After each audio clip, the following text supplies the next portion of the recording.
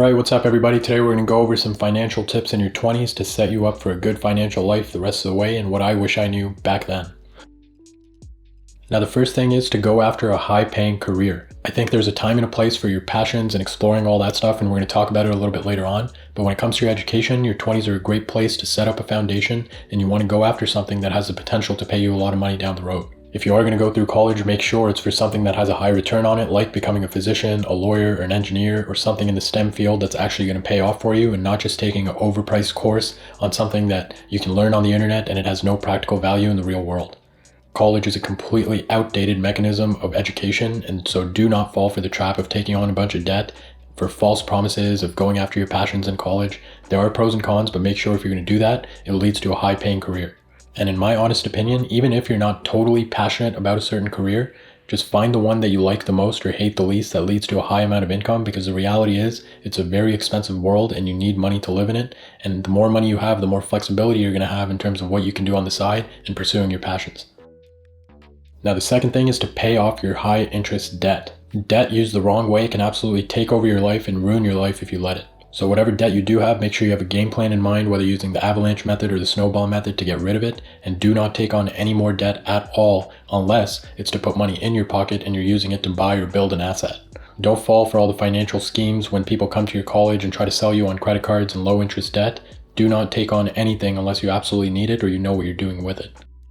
Now the next thing in your 20s is don't get fancy yet. I know when you look around at everybody and they're buying this or that, they're buying their first home or a fancy car, it's very easy to compare yourself and want to do the same thing, but be smarter about it and be deliberate with your spending plan. Your 20s is a time in your life where you have the least amount of responsibility you're ever going to have. You have the ability to live low, live minimal, and live with flexibility, so take advantage of that.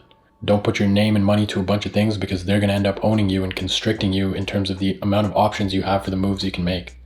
I'm not telling you to torture yourself. I think you should live in obviously a safe part of town. You should have your necessities. You should have a car if you need it in the city you live in that gets you around and it's safe. But you don't need a super fancy house that you own and a brand new car to lease. When it comes to housing and transport, think about house hacking. If you buy a home, again, as an asset, you can rent out the other rooms and live with your roommates, and at the end of the day, they end up paying off your mortgage, or at the very least, you end up living for free. If you're not in a place to buy, then go ahead and rent, but again, consider living with the roommate to reduce that expense. If you can work remote, consider living in an area that costs less. It's simple things like these that are going to add up in the long run.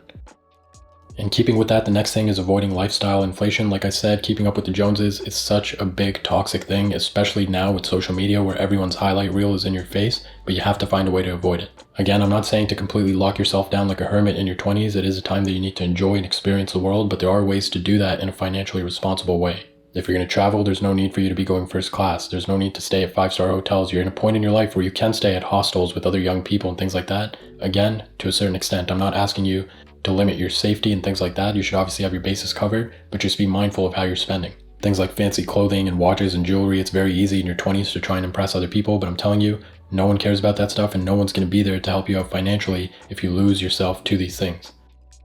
Now the next thing is to budget and invest. It's very important, whatever amount of money you have coming in, that you know how much there is and you're very deliberate with what you're doing with it. If you're following the first 4 points, then you should have a decent amount of money coming in. You shouldn't be wasting it. And after you're done covering your bare bones expenses, you should try and invest because time is on your side. Compound interest is an incredible thing. You need to get it to work for you as soon as you can. So whatever you have left, a portion of it, start investing into index funds and start building up your nest egg.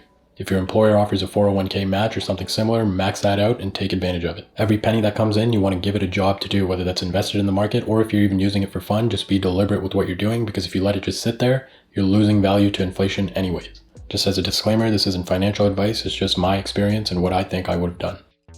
Now last but certainly not least, once you've got your foundation down with the first 5 points, with whatever's left over, both time and money-wise, you need to explore and take some risk. And what this means is everybody has their individual strengths that they're good at, their interests, their passions. See what you can do if you can build something around that.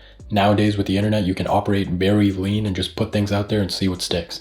I would argue that everybody should have a side hustle to express their passions, and you never know, it might be the next big thing. And in your 20s, when you don't have kids, you don't have any of the adult responsibilities, you can take those risks, you can explore, and you can chase those big dreams. And it's going to be helped by the fact that you have a very strong foundation in place to begin with. And this is why I said earlier that you should chase a high-paying career, because you can work on all your passions and everything else on the side until they become your main thing potentially. But even if they don't, even if everything falls flat, you still have a very strong foundation to build from. It's quite different if you don't have that main foundation and your things on the side aren't working out, because then you get extremely stressed, you start taking shortcuts, and it's just not a good idea. So that's pretty much it, guys. Follow this advice. I wish somebody had told me this earlier on, and I wish you all the best. We'll see you next time.